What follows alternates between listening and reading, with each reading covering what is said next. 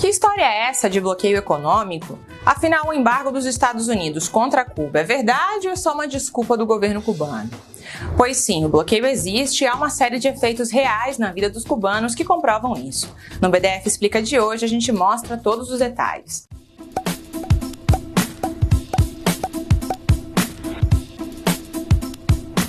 Há quase 60 anos, os Estados Unidos impõem um bloqueio econômico contra Cuba, que, segundo dados oficiais, gerou um prejuízo acumulado em 147 bilhões de dólares para Cuba, um valor que supera o produto interno do país. Em 1962, o presidente John Kennedy decidiu romper as relações diplomáticas com a ilha e interromper todo tipo de comércio. E isso porque em 1959 aconteceu a Revolução Cubana, que acabou com a ditadura de Fulgêncio Batista e o controle dos Estados Unidos.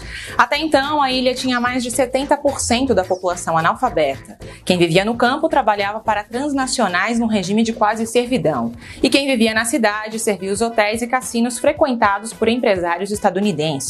Então, em 1961, Fidel Castro declarou o caráter socialista da Revolução e seguiu com um processo de expropriação dos grandes latifúndios e multinacionais.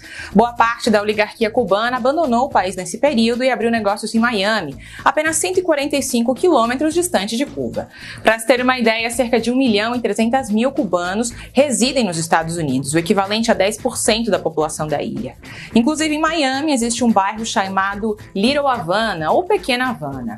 E é justamente daí que saíram os congressistas cubano-estadunidenses do Partido Republicano, como o senador Marco Rubio e a congressista Maria Elvira Salazar.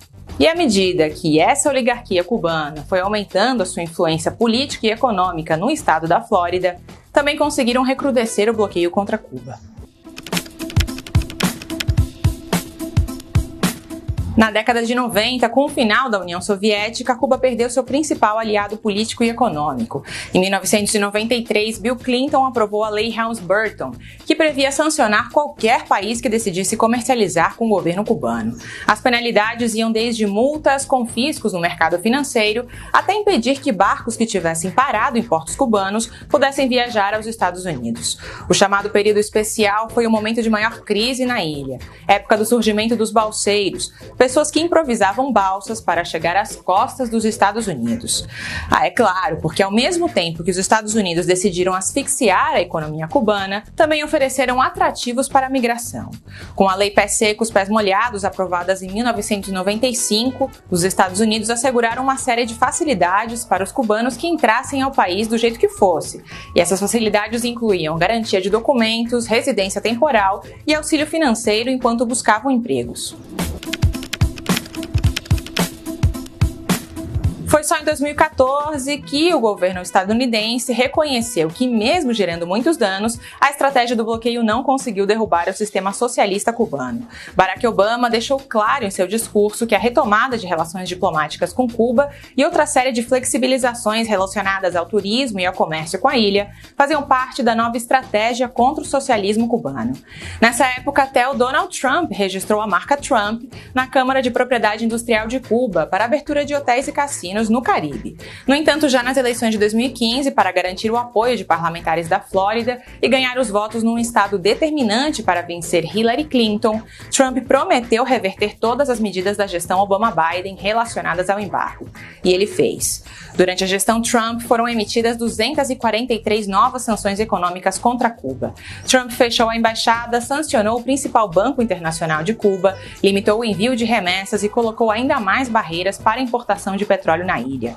A volta de Joe Biden à presidência gerou expectativas sobre a normalização das relações bilaterais. Mas até agora, o democrata mantém a mesma postura do seu antecessor republicano. Com a pandemia, Cuba vive uma das maiores crises dos últimos 20 anos. Somente em 2020, o país registrou 11% de retração do PIB e 3,5 bilhões em prejuízos provocados pelo embargo. No primeiro semestre de 2021, o país arrecadou 400 milhões de dólares a menos que na primeira metade de 2020. Apesar de ter desenvolvido 5 vacinas contra a Covid-19, a ilha depende de doações internacionais de seringas para poder avançar na campanha de vacinação.